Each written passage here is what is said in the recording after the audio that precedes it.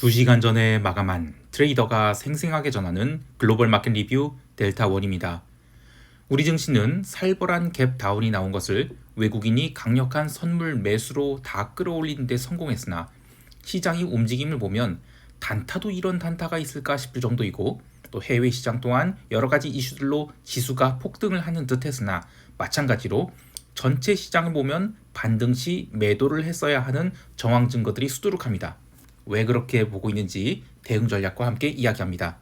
그리고 영상이 스크립트를 한국 시간 개장 전에 보기를 원하시는 분들은 네이버에서 델타원 글로벌 검색하셔서 여기 네이버 프리미엄 콘텐츠 가입하시면 시황이 스크립트를 텔레그램 메신저로도 미리 받으실 수 있습니다.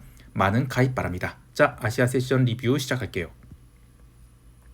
아침 8시 45분이 되기 전에 우리 선물시장에서는 예상 체결가를 볼 수 있죠. 아침에 이 예상 체결가를 보시는 분들은 야, 이건 뭐지 싶었을 거예요. 아무리 시장 변동성이 높고 유동성이 부족하다 해도 335선에서 출발시킨 건 이건 너무한 거 아니냐? 라고 말할 법했죠. 그런데 선물 호가를 아래에서 출발시킨 것은 외국인이 아니라 개인이 선물 매도 때문이었습니다. 그리고 이는 전일 롱을 담은 투자자들이 손절매를 했기 때문에 그렇게 호가가 낮게 나온 것으로 보고 있는데요. 여하튼 그러한 갭 다운 출발에 외국인들은 강력한 선물 매수로 대응하였고, 외국인들은 11시경 고점 353.75포인트를 기록할 때까지 1조 원이 넘는 선물 매수를 했습니다. 오늘 시장의 움직임을 세 구간으로 나누어 분석해보면, 첫 번째 구간은 갭 다운이 출발한 자리부터 오전 9시 42분까지 움직입니다. 이 구간은 그냥 단순한 변동성 매도 구간이었다고 볼 수 있어요. 우선 갭 다운이 크게 나오니 콜옵션은 많이 안 눌리고 변동성이 살아났어요. 그래서 얼마 죽지 않았습니다. 풋옵션 또한 전일 옵션 매도가 대량으로 나오다 하지만 여전히 ATM 스트레들이 범위 내에서 출발했기 때문에 약간 플러스가 난 정도이지 지난 월요일 같은 그런 풋옵션 폭발 이런 건 없었어요. 그런 상황에서 외국인들이 아주 강력한 선물 매수를 하니까 풋옵션은 시가가 거의 고가였고 그냥 추풍 낙엽처럼 갈려 나갔습니다. 그렇게 9시 42분까지 반등할 때는 콜옵션도 얼마 살아나지 못하고 그냥 닥치는 대로 양매도장이었다고 볼 수 있어요. 또 이 구간에서 외국인들은 현물을 2천억가량 매도하고 있었거든요. 매수가 아니라 매도입니다. 선물을 매수할 때 미결제 약정은 거의 늘어나지 않았어요. 또 선물 베이시스 또한 전일보다 더 악화돼서 이론 베이시스에서 0.8포인트까지 저평가되면서 프로그램 차익 매도가 이 구간에서만 1,800억이 나왔어요. 그래서 오전이 외국인 선물 매수는 페이크였다라고 볼 수 있죠. 하지만 두 번째 구간인 10시 15분부터 11시까지 움직임은 약간은 의외였습니다. 이 구간에서 외국인들은 선물 매수 규모를 4,000계약 더 늘렸는데 현물 매도 또한 1,000억 이상 걷어내면서 진짜 상승인가 싶은 생각을 하게 했죠. 오전에 나온 그 BOJ 시장에 대한 일종의 구두 개입에 글로벌 IB들이 아시아 헤드쿼터가 반응을 시작하면서 쇼 포지션을 걷어내는 거 아닌가 싶었어요. 그리고 이 구간에서 드디어 콜옵션이 고개를 들기 시작했는데요. 이 구간이 중요했던 것은 화요일에 변동성 매도가 잔뜩 나오면서 스트레들 합이 13포인트까지 줄어들었어요. 지수를 이 저가인 335선에서 출발시켰다가 350포인트를 넘어가니까 15포인트가 넘어가니까 이 스트레들이 상당히 터지게 됐죠.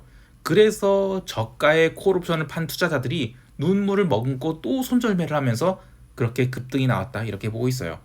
그래서 변동성이 터지면 그 월물은 뭐 풋매도 당연하지만 웬만해서는 콜매도 없고 뭐고 옵션 매도를 안 하는 게 좋습니다. 어제 시황에서도 이야기했지만 풋매도로 터지는 거야 어쩔 수 없다 쳐도 남들 다 지수 반등해서 좋다고 생각하는데 혼자 콜매도 치고 있다 죽으면 이보다 더 억울할 수가 없죠. 그렇게 시장이 353선까지 달리면서 콜옵션 슈팅을 주고 오후 2시 반까지 횡보를 했는데 홍콩 시장 움직임이 예사롭지 않았어요. 이때부터 일본 니케이 선물도 밀리기 시작하고 홍콩 시장도 밀리고 우리 증시도 선물 미결제 약정이 갑자기 9,000계약에 풀리는 등 외국인이 롱 포지션을 아주 빠르게 축소하기 시작하면서 지수가 눌리게 됩니다. 저는 이게 세 번째 구간이라고 생각하는데요. 외국인들은 이 구간에서 오전에 1조 넘게 매수했던 선물을 싹 다 팔아버리고 순매도 2,500억으로 전환하게 돼요. 월요일이 폭락 마지막 구간에서 외국인들이 선물을 9,000억 넘게 투기적으로 했죠. 매수를 했는데 그걸 화요일에 종가상 2,500억 익절, 그리고 수요일에도 2,500억을 익절하면서 저 바닥에서 투기적으로 매수한 부분은 일단 많이 줄인 것 같아요. 선물 미결제 약정은 오늘 하루만 또 13,000계약 넘게 감소를 해서 26만 2천 계약으로 줄어드는데 이는 9월물 선물이 근월물이 된 이후로 사실상 뭐 거의 모든 미결제 약정이 빠져나간 우리 선물 시장의 주인이 사라진 안타까운 모습을 보여줍니다. 제가 뭐 정치 이야기 하기 싫은데 진성준 씨, 진짜 참, 네, 여기까지만 할게요. 갑자기 확 화가 납니다. 다시 시황 얘기할게요. 자, 옵션 시장에서도 방향성은 달랐을 뿐이지 개인들이 계속 포지션을 털리는 것이 반복되었는데요. 의외로 리테일 개미들은 갭 다운에 외곽격 콜옵션을 매수해서 제법 이익 실현을 한 집단도 있는 것 같아요. 그런데 옵션 매도를 하는 슈퍼 개미들은 초반에 델타 헤징 차원에서 콜 매도를 세게 때렸다가 오늘이 그 두 번째 구간이 급등해 상방 해지를 하느라 콜옵션 매수를 한 것 같아요.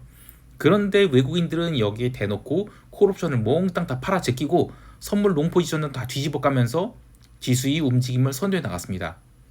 재밌는 거는 마켓 메이커들도 이렇게 지수가 반등하게 되면 풋옵션 매도를 통해서 델타 헤징을 해 나갔는데 옵션 만기가 지금 이틀 남겨놓은 상황에서 적극적인 풋 매도가 쌓일 것으로 보였는데 아예 무슨 뭐 풋클래스는 손도 대지 말라 그런 경고가 있었던 것인지 풋옵션에 대한 발행은 좀처럼 찾아볼 수 없었어요.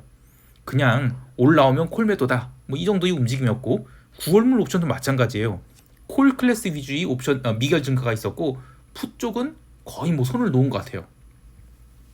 참고로 과거에 그 프랍 시절 이야기를 해보면 옵션 트레이더들한테는 한도라는 게 있어요. 그 손실 한도죠. 일간 한도, 뭐 주간 한도, 월간 한도 이렇게 있는데 이 한도에 도달하면 그 기간 뭐 하루 동안이든 뭐 한 주일 동안이든 남은 뭐 한 달 동안이든 매매를 못해요. 컴플라이언스 팀에서 계좌를 이렇게 모니터링 하고 있습니다. 그러다가 손실 한도에 도달하면 전화가 와요. 그러면 즉시 포지션을 클리어하고 매매를 중단해야 됩니다. 물론 자기도 알죠. 스스로 한도에 갈 것인지 안 갈 것인지 계속 화면을 보고 있는데 그러다가 한도에 도달하기 직전에 포지션을 딱 줄여야 됩니다. 아니면 그 전부터 포지션 좀 줄이면서 내가 잘못 걸렸다 생각하고 잘라 나가야죠. 그런데 시장이 막 급변하잖아요. 그럼 자기가 한도를 쳐맞는지도 몰라요. 그렇게 계속 매매하다가 전화가 옵니다. 그리고 그때 스스로 끊지 못하면 사실상 자격 상실이에요.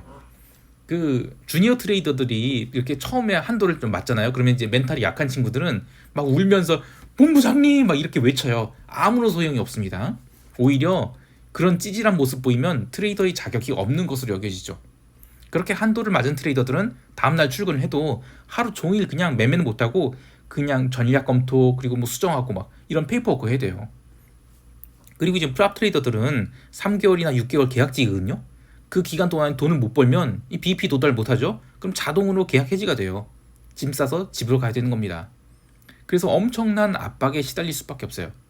문제는 이 주니어 트레이더들 말고 팀장급 이상의 그 40대 아저씨들이 대량의 NCR 잡아먹으면서 옵션 매도를 한 2만 객씩 막 때리고 오버다인 탈 때 이때는 손절 주문하는 거 쉽지도 않아요.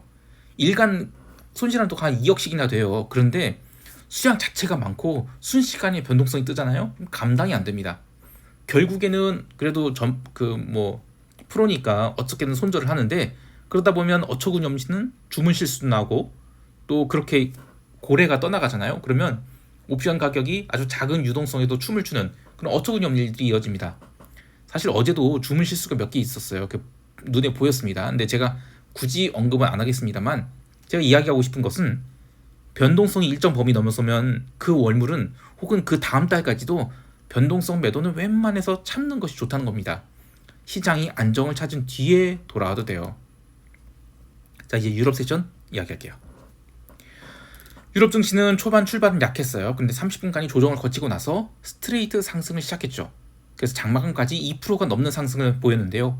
유럽 증시 강세 배경에는 그 BOJ의 구두 개입과 같은 코멘트로 단기 반등이 강하게 나타난 것을 따라갔다. 이렇게 보고 있어요. 그런데 트레이더의 관점에서 보면 유럽 증시 반등은 변동성 바닥을 테스트한 것에 불과하다고 생각해요. 시장의 핵심 축이 무엇인가? 그러니까 미국인가 일본인가 유럽인가? 다들 지금은 뭐 일본이 엔캐리 트레이드 청산을 해서 그렇다고 하는데 저는 그냥 일본은 가속도를 붙이는 트리거가 될 수 있을지언정 핵심 축은 미국이라 봐요. 미국 증시 밸류에이션, 그러니까 AI 내러티브가 사라져가는 상황에서 얼마나 디레버리징을 받아들일 것이냐가 시장이 바닥을 정할 것으로 보는데요. 그런 의미에서 어제 유럽 증시 변동성 바닥이 20포인트가 확인된 것은 되게 중요하다고 봐요. 마찬가지로 미국도 변동성 바닥이 22포인트에서 확인됐는데요. 뭐 이건 미국 세션에서 이야기하기로 하고, 유럽은 주로 은행주 중심으로 강한 상승이 나왔어요. 근데 이거는 그동안에 워낙에 눌려 있었던 것이 급반등한 것이지 뭐 시장이 추세 상승으로 전환되는 신호는 아니었죠. 그리고 유럽 세션 마무리되자마자 미국 증시가 눌리는 것을 따라가면서 유럽 지수 선물도 상승폭을 상당량 반납했어요. 그래서 아직은 변동성이 살아있어서 방향을 못 잡고 있다, 이렇게 보고 있습니다. 또 하나, 어제 채권 시장이 의미 있는 변화가 있었어요. 제가 서두에서도 뭐 채권 시장 얘기 좀 했는데, 지난 FOMC 이후에 단기 채권이 급등을 시작한 것이 저는 진정한 문제의 원인을 보거든요. 그래서 시장이 월요일에 바닥을 찍고 올라왔던 것이 단기 채권이 월요일날 유럽 세션 후반에서 고점을 찍고 눌렸어요. 그래서 시장이 바닥을 찍었다고 봐요. 그런데 며칠 동안 지수가 반등 시도를 하면서 채권 가격도 계속 눌렸죠. 그러다가 이제 어제 처음으로 플러스가 돕니다. 새벽 2시에 있었던 10년 국채 입찰 낮은 응찰률로 인해서 폭망했다고 하고, 또 그래서 미국 증시가 빠졌다라고 하는데 저는 그렇지 않다고 보거든요. 왜냐면 10년 국채 입찰하기 전까지 채권 가격이 꾸준히 눌리고 있었어요. 그리고 유럽 마감 후에 증시가 내려가기 시작하면서 채권 가격은 오르기 시작했습니다. 오히려 새벽 2시 채권 입찰이 폭망할 때는 증시가 한참 내려간 뒤에요. 어제 유튜브 멤버십 감마 등급 회원들과 미국 세션 장중 실시간 브리핑 이야기할 때 증시 방향성의 핵심은 이 변동성이 어느 자리에서 바닥을 다지는 거였어요. 변동성이 더 이상 빠지지 않으니까 증시가 내려가기 시작한 것이고, 또 채권 시장도 리스크 회피에 따라서 오르기 시작한 겁니다. 그러니까 채권 시장의 움직임은 리스크 5%의 액션이었다고 봐요.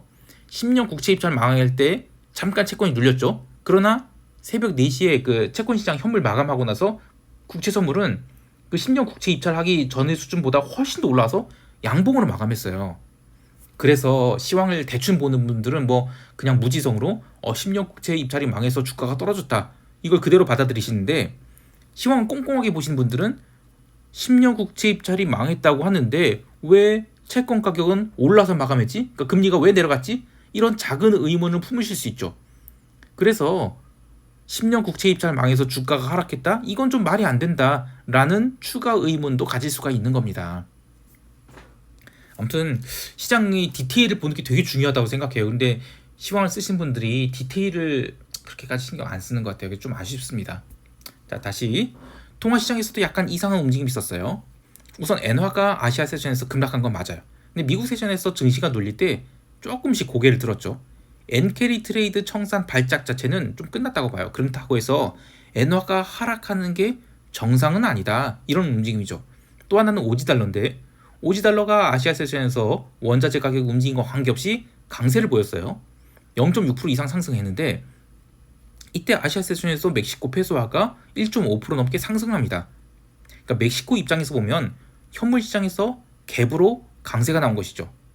이거는 BOJ의 구두 갭이 먹힌 것이라고 볼 수 있겠는데, 그렇지만 어제 상품 시장 중 구리는 완전히 박살이 났거든요. 결국 아시아 세션에서 강세를 보였던 오지달러는 상승분을 모두 되돌려주고 윗꼬리를 만들었어요. 그러나 상대적으로 유로화는 또 거의 움직이지 않았어요. 결국 유로화가 어떻게 되느냐에 따라서 향후 달러 스마일로서의 달러 강세가 나타나게 될지, 이게 아마 시장이 2차 충격파 발생 여부를 설명하게 될 것 같아요.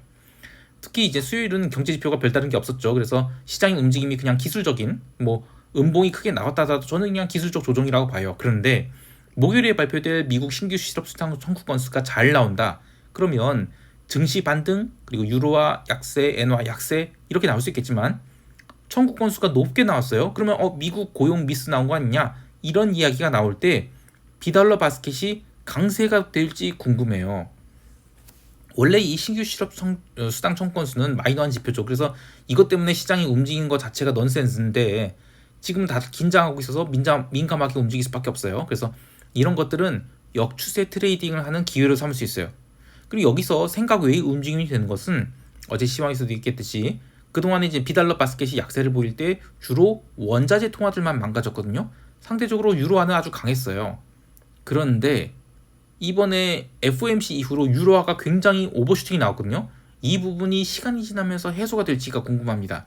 그러니까 신규 실업 수당 청구 높게 나와서 유로화가 일시적으로 강세, 그리고 주가는 눌릴 때 시간이 지나면서 주가는 반등하고 유로화는 상승분을 모두 되돌려주고 크게 음봉으로 내려 꽂힌다. 그러면 증시는 이론적으로는 반등해야 될 텐데 반등을 못하고 기간 조정으로 들어갔다? 또는 반대로 하락을 해버린다? 그건 이후의 시황에서 얘기할게요. 안 좋은 얘기예요. 자, 상품 시장에서는 구리가 드디어 8,700달러 선까지 내려갔어요. 야, 이거 머리 아프다 소리가 절로 나올 수밖에 없는데 특히 기름이 4% 넘게 급등을 한 상황에서 구리만 홀로 미끄러져 내려갔기 때문이죠. 아시아 세션에서 구리는 이미 약세를 보이고 있었는데 그럼에도 불구하고 오지달러는 강세가 진행됐거든요. 특히 유럽 세션에서 구리가 톤당 8,800달러 깨느니 마느니 그렇게 약세를 보이는데도 오지달러는 계속 오르니까 이게 뭐지 싶었을 거예요. 구리 약세 배경에는 세계 최대의 금속 공급국인 칠레가 발표한 7월이 구리 출하량 때문이라고 하는데 전월 대비 1.5% 증가에 전년 동월 대비 31% 증가. 그래서 그러잖아 또 재고가 많은데 공급량이 이렇게 증가하면 야 이거 원자재 구리는 한동안 못 살아나겠다. 이런 우려로 스탑로스가 났다고 보고 있어요. 한편 기름은 또 정반대의 움직임이 있었죠. 리비아의 그 샬랄라 유전 생산 중단 이슈 그리고 우크라이나가 러시아 본토를 공격해서 중요한 에너지 분배 시설을 점령했다. 이런 소식까지 전해지면서 급등이 나왔는데 저는 조금 의아한 부분이 있습니다. 유가가 오른 것은 미국 세션이 아니라 유럽 세션이었어요. 그리고 브렌트 기름 거래가 마무리되고 나서는 유가는 오히려 증시 조정에 따라서 소폭이나마 조정을 받았는데 이거는 브렌트 기름 기준의 75달러를 지키면서 나타난 일종의 자율 반등이 아닌가 생각하고 있어요. 리비아 유전 생산 중단 소식은 어제 이야기가 아니라 사흘 전 이야기죠. 그리고 우크라이나가 점령한 러시아의 에너지 시설은 가스 분배 시설이에요. 근데 그것으로 유가가 움직일 일은 아니죠. 여하튼 기름 숏 포지션은 그대로 유지 중입니다. 이제 미국 세션 넘어갈게요. 미국 지수 선물은 아시아 세션에서의 그 BOJ 구두 개입으로 인해서 강한 상승을 보였는데 공교롭게도 미국 세션 개장 직전 미국 지수 선물의 위치는 이번 급락 이후 이틀간 반등을 한 고점권까지 올라온 것이죠.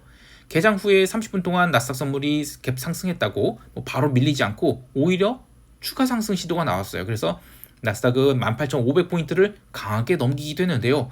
만약에 시장이 강세장이다. 그러면 이런 매수세에 오버액션성 상승이 나와야 돼요. 이거는 작년에 그 SBB 사태 이후로 시장이 반등 나올 때 그때도 나타난 모습이죠. 실제로 개장 초 30분 동안은 나스닥 선물에 엄청난 매수세가 들어왔긴 했습니다. 문제는 변동성이에요. 시장이 그렇게 위로 돌파하려는 시도를 했음에도 불구하고 변동성만큼은 더 이상 빠지지 않았죠. 결국 지수는 조금씩 고개를 꺾고 내려가게 됩니다. 가장 먼저 시작을 하락한 거는 러셀이에요. 2% 넘게 갭 상승 출발한 러셀은 조금씩 눌리기 시작하면서 다른 지수들이 나름 반등 시도를 할 때도 힘없이 밀려 내려갔죠. 시황에서 종종 이야기하듯이 시장이 하락장일 경우 유동성이 좋은 대형주들로 시장을 받치면서 유동성이 나쁜 중소형주를 먼저 때리죠. 그래서 러셀이 먼저 밀리기 시작한다. 그러면 S&P나 나스닥이 초반에 강세를 보인다 하더라도 변동성이 살아나면 다 도루묵이 될 수 있다. 이런 생각을 해야 돼요. 유럽 증시가 장마감 때까지 계속 고가를 갱신해 나가면서 반등을 하는데도 러셀은 이미 상승분 1% 넘게 반납을 한 상태였고 또 나스닥이나 S&P 또한 고가 갱신에 실패하고 조심스럽게 내려가고 있었어요. 또 변동성은 더 이상 빠지지도 않았죠. 그렇게 변동성이 21.3포인트에서 바닥을 찍고 위로 턴하기 시작하면서 지수는 본격적으로 하락하기 시작했는데요. 10년 국채 입찰이 있었던 새벽 2시, 이거는 미국 증시 오전장 마감 시각이거든요. 이때까지 변동성은 24포인트까지 오르면서 S&P 기준 중요한 기술적 전환 포인트였던 5,288포인트까지 내려오게 돼요. 그러니까 핵심은 새벽 2시 국채 입찰 전에 변동성이 이미 올랐다는 겁니다. 자, 이 자리가 중요한 기술적 전환 포인트였다라고 보는 이유는 최근에 변동성이 급등하면서 제로데이 투 익스파이어 옵션이 가격 자체가 높아져서 지수의 상단 감마 플립 포인트도 높아졌고 또 하단도 낮아졌죠. 그런데 이제 월화 연속해서 지수를 어쨌든 반등시키는 데 성공했단 말이에요. 그래서 오후장에는 콜옵션이 눌렸다 하더라도 다음 날이면 다 살아나서 콜옵션은 상대적으로 강했고 풋옵션은 상대적으로 약했어요. 그래서 지수가 5288포인트 하회한다. 그러면 풋옵션이 폭발할 수가 있었죠. 공교롭게도 국채 입찰 망하고 나서 주가는 더 빠지기 시작했어요. 지수는 사실상 한 번도 제대로 된 반등 없이 종가 저가로 처박히게 됩니다. 그런데 변동성은 24포인트에서 25포인트 후반까지만 올랐는데요. 이거는 시장이 한 번 더 크래쉬를 보여줄 수 있다라는 의미도 되겠지만, 한편으로는 이번 주 주봉을 밀기까지 지금 이틀밖에 시간이 없어요. 그래서 이번 주의 변동성 상단이 이 정도에서 제한될 수 있겠다, 이런 의미도 됩니다.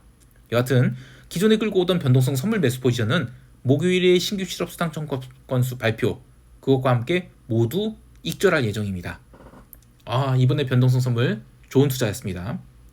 자, 개별 종목을 보면 어제도 디레버리징이 이어졌어요. 엔비디아, 브로드컴 이런 AI 관련 주식들이 또 5%대 흘려내렸죠. 서두에서 언급했듯이 지금 시장의 핵심은 BOJ나 NK 트레이드 청산 이런 게 문제가 아니라고 봐요. AI 내러티브를 갖고 상반기 아주 미친 듯이 펌핑했던, 정확히 말하면 작년부터 당겼던 것들을 계속 이익 실현하는 과정이라고 보고 있어요. 이게 시장을 얼마나 아래쪽으로 끌고 갈지는 저도 모르겠습니다. 여하튼 핵심은 시장이 지금 이틀 반등하고 사흘째 갭 상승한 날 매도가 출장 나오면서 음봉이 나왔다는 것인데, 시장이 강세장 중에 조정이 나온 것이다. 그러면 목요일이나 금요일날 무조건 올라서 끝나야 돼요. 왜냐하면 이번 주 주봉 자체가 워낙 큰 갭 다운으로 출발해서 월, 화, 수 이렇게 주봉이 양봉 크기를 키워놨거든요. 근데 수요일에 그 양봉 윗꼬리를 크게 만들어버렸죠. 이제 목요일과 금요일 이틀 남았는데 이 이틀 동안 어떻게든 윗꼬리를 지워 놓아야만 그래도 다음 주라도 시장이 상승장으로 복귀할 수 있는 여력을 만드는 것이죠. 좀 더 정확한 정교한 흐름을 생각한다면 목요일 하루는 그냥 흔들더라도 금요일만큼은 약간이라도 상승해서 마감해야 상승장으로서의 복귀라고 할 수 있겠습니다. 근데 반대로 목요일 적당한 반등 주고 금요일날 그냥 내리 까갖고 주봉 윗꼬리를 크게 만들고 음봉이다.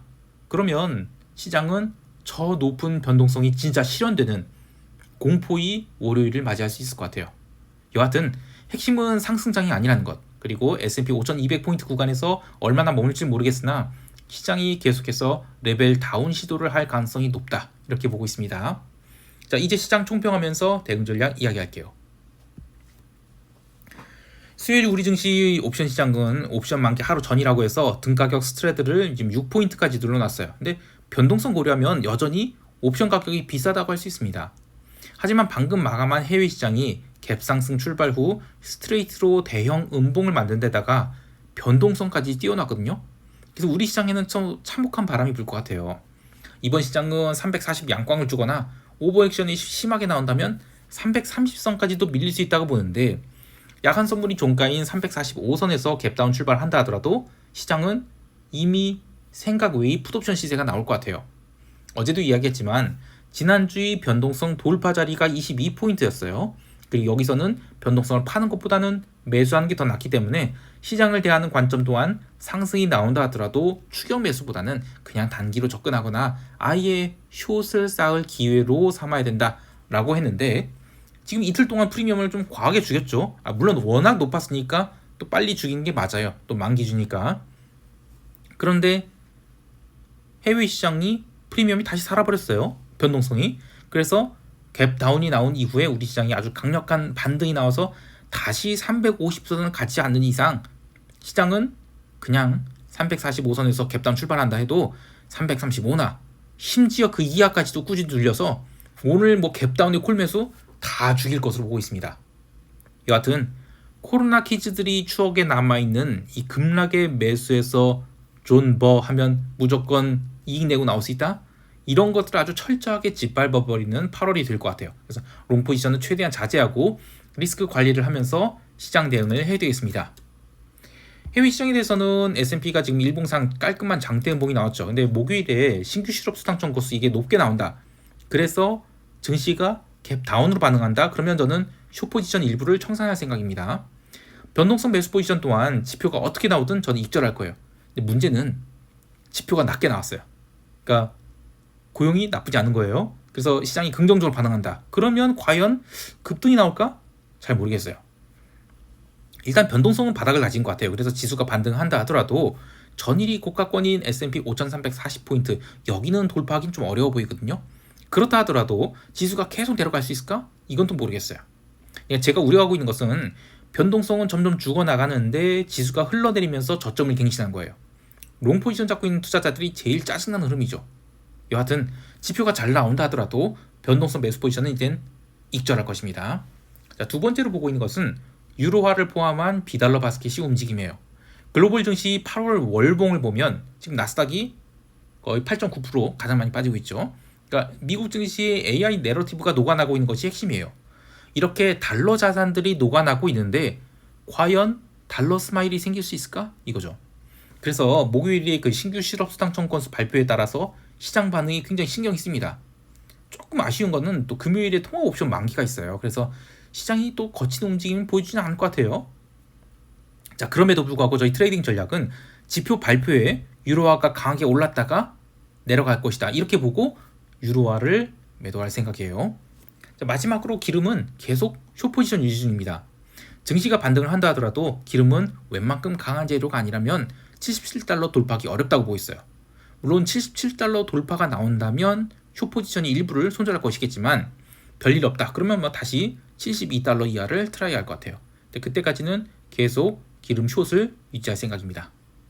자, 오늘도 성공 투자하시길 바라고요.